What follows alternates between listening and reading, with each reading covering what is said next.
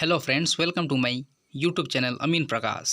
आज हम भारतीय दंड संहिता की महत्वपूर्ण धाराएं को जानेंगे। पिछले वीडियो में हम लोग आईपीसी और सीआरपीसी में डिफरेंस पढ़े थे, ठीक है। इस बार हम लोग आईपीसी में जो धाराएं लगती है उनके बारे में हम लोग पढ़ेंगे। आईपीसी इंडियन पेनल कोड, जिसको हम कहते हैं इंग्लिश में, ठीक है। तो इंडियन पेनल कोड प्रक्रिया मैंने बताया था पिछले वीडियो में, इंडियन पेनल कोड धारा को बताती है और सीआरपीसी उसकी प्रक्रिया को, ठीक है। तो आपका समय नहीं गवाते हुए मैं तुरंत टॉपिक को शुरू करता हूं। तो स्क्रीन पर देखिए, आप स्क्रीन पर आ गया है आईपीसी में धारा का मतलब। तो 307 हत्या की कोशिश, ओके। 307 हत्या की कोशिश, हत्या नहीं किया वो व्यक्ति, मान लीजिए कोई जुर्म किया है, वो हत्या नहीं किया है, हत्या करने की कोशिश की है, तो 307 की सात की तहत उसको गिरफ्तार किया जाएगा। और धारा 302 एक्ट 302 हत्या का दंड, मतलब हत्या का दंड मतलब ऑफेंस फॉर मर्डर, मतलब हत्या किया है वो व्यक्ति, तभी उसे हत्या का दंड दिया गया है। हत्या का दंड क्या कहता है? हत्या का दंड 302 के तहत उसको गिरफ्तार होगा।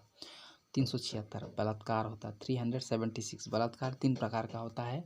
375, 376, 376A, 376C, 376D, ठीक है। 375 क्या होता है? मान लीजिए उसको नशीली दवा या उसको बेहोश करके रेप करना, ये बलात्कार हो गया। 376A उसको कोई सिंगल आदमी बलात्कार किया हो, उसको 378 में गिना जाएगा। और 376D गैंग रेप होगा, ठीक है। 395 डकैती मतलब चोरी, ठीक है, लूटपाट अलग में आ जाएगा। 376 आप प्राकृतिक कृत्य करना, कहने ये क्या है? अननेचुरल ऑफेंस होता है। निर्भया केस में आप जाने होंगे, उसको गैंग रेप किया गया, फिर अप्राकृतिक कृत्य किया गया, उसके साथ रड घुसा दिया उसका मेन पार्ट में, प्राइवेट पार्ट में, ठीक है। ये अप्राकृतिक कृत्य, ये उसका उदाहरण है। धारा 396 डकैती के दौरान हत्या।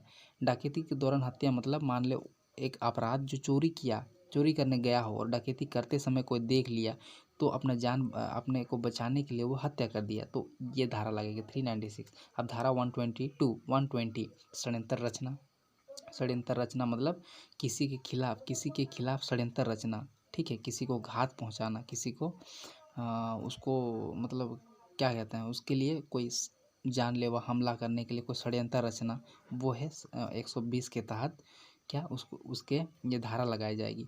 तो ये बहुत ही इम्पोर्टेंट धाराएं हैं दोस्तों। ये आप कॉपी कर लीजिए, आप स्क्रीनशॉट कर लीजिए, आप लिख लीजिए, कोई दिक्कत नहीं है, क्योंकि एग्जाम में पूछता है। आप फालतू टाइम गवाते हैं, ये धाराएं आप लिखिए, आपका एग्ज़ाम फ्यूचर में काम आएगा, जो आपका ज़िंदगी बदल सकती है ये धाराएं, ठीक है। अब अगले टॉपिक पर आते हैं, ठीक है। अब धाराएं 365 ये कहता है कि यदि कोई अपराधी अपहरण करता है किसी का, तो ये धारा लगाई जाएगी 365। अब धारा 201 एक्ट 201, अब मान लीजिए कोई अपराध किया हो और वो बेल में है और वो सबूत मिटाने की कोशिश कर रहा है, तो 201 के तहत उसे फिर मतलब लगाई जाएगी, यदि वो अपराधी पाया गया, ठीक है। 201 के तहत सबूत मिटाने के तहत 201 धारा लगा के उसे फिर गिरफ्तार किया जाएगा। अब धारा 34 क्या कहता है? समान आशय। अब आप लोग सोच रहे समान आशय क्या होगा भाई, आपको समझा रहा हूँ। मान लीजिए कोई अपराध किया है, ठीक है। मान लीजिए 4 आदमी अपराध किया है, लेकिन उसमें से जो मेन जो ऑफेंसर है, मतलब जो अपराधी मेन अपराधी है, वो किया है, लेकिन वो 3 बस उसके साथ थे, तो वो धाराएं उन पर भी लागू होगी, क्योंकि वे उनके साथ थे, उसको साथ दिए, भले वे अपराध नहीं किए लेकिन साथ थे ना। तो ये है समान आशय 34। अब धारा 412 छीनापट्टी मतलब जबरदस्ती किसी वस्तु को छीनना उसके मर्जी के खिलाफ, ये छीनापट्टी हो गया। अब धारा 378 चोरी मतलब लूटपाट, आप जान गए होंगे। अब विधि विरोध जमाओ 141 विधि विरोध जमा मतलब मान लीजिए आपका लॉकडाउन में, आप एग्जाम्पल से लॉकडाउन में 144 धारा लगी थी, 4 से अधिक लोग जमा नहीं हो सकते, तो ये 144 क्या हुआ, जो कानून के द्वारा ये दिया गया जो आईपीसी धारा है ना, विरोध नहीं करना है, जो जमाव का विरोध नहीं कर सकते आप। विधि विरोध यहाँ स्पष्ट दिया गया है, विधि विरोध जमाव, ठीक है।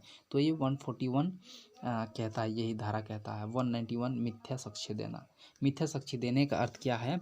मान लीजिए कोई अपराधी है, ठीक है, कोई अपराध किया हो और उसके खिलाफ मतलब वो किसी को पैसा देकर या घूस दे के उसको अपना मतलब घूस दे के वो झूठा गवाही दे रहा है, ठीक है। तो ये मिथ्या साक्ष्य देना मतलब उसके खिलाफ, मतलब वो चोरी नहीं किया है जबकि वो चोरी किया है, झूठी गवाही दे रहा है, तो ये मिथ्या साक्ष्य देना। अब धारा 300 हत्या करना, मतलब किसी का हत्या ही कर देना, ठीक है।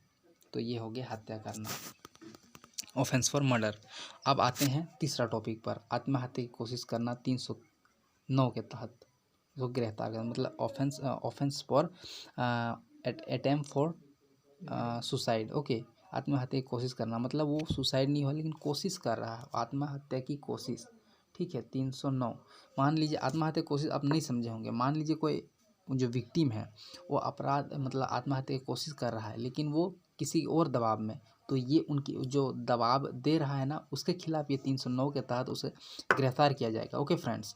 अब धारा 310 ठगी करना, ये फ्रॉड होता है। मान लीजिए अब उसका डील था, मतलब फ्रॉड करना कहने के तत्पर, मान ले कॉन्ट्रैक्ट था उसके बीच इतना के इतना साल में आप इतना पैसा देंगे, मान लीजिए वो नहीं दे रहा, तो ये ठगी करना फ्रॉड हो गया 310। अब धारा 312 गर्भपात करना। गर्भपात करना मतलब आप जान रहे हैं भारत देश में इलीगल गर्भपात अब कर नहीं सकते, ठीक है, बिना शादी के, ये इलीगल हो जाता है, ये कानून के खिलाफ हो जाता है और it is opposite to our Indian constitution. IPC धारा यही कहती है कि आप गर्भपात करते हैं बिना परमिशन के, बिना उसके मम्मी पापा के या बिना शादी से पहले, तो ये हो गई, ये धारा आप पर लगेगी 312। तो वेरी वेरी इंपॉर्टेंट है ये, ध्यान से देखिए। अब 351 हमला करना। हमला करना आप समझ गए होंगे, हमला मतलब किसी को जान से मारने की कोशिश करना। स्त्री लज्जा भंग। अब आते हैं स्त्री लज्जा भंग। स्त्री लज्जा भंग मतलब किसी स्त्री को उसका इज्जत को उछालना, ठीक ना, स्पष्ट दिया है सब में, उछालना। अब वीडियो वायरल कर दिया उसका, जो भी अब वीडियो वायरल किया दिया जो देखने योग्य नहीं है, तो आप स्त्री का वो कर रहे हैं ना, लज्जा भंग कर रहे हैं, तो ये 354। अब अपहरण 362, अपहरण का ये धारा लगती है अपहरण के लिए। छल करना मतलब वही, छल करना मतलब आप छल से उसको वो कर दिए, पैसा में जो भी लेन देन था छल करके आप हड़प लिए, तो धारा 415। धारा 445 गृहभेदन। गृहभेदन मतलब आपको मैंने बताया था पिछले वीडियो, गृहभेदन मतलब किसी का ज़मीन हो, उसका ओनर हो, उसमें लिखा है प्रोसिक्यूशन आर प्रोहिबिटेड, मतलब उस स्थान पर जाना नहीं है, वहाँ बोर्ड में लिखा है लेकिन आप जा रहे हैं, तो अब आपको ये धारा लगेगी 445। अब 494 पति पत्नी के जीवन को पुनः विवाह, इसके मतलब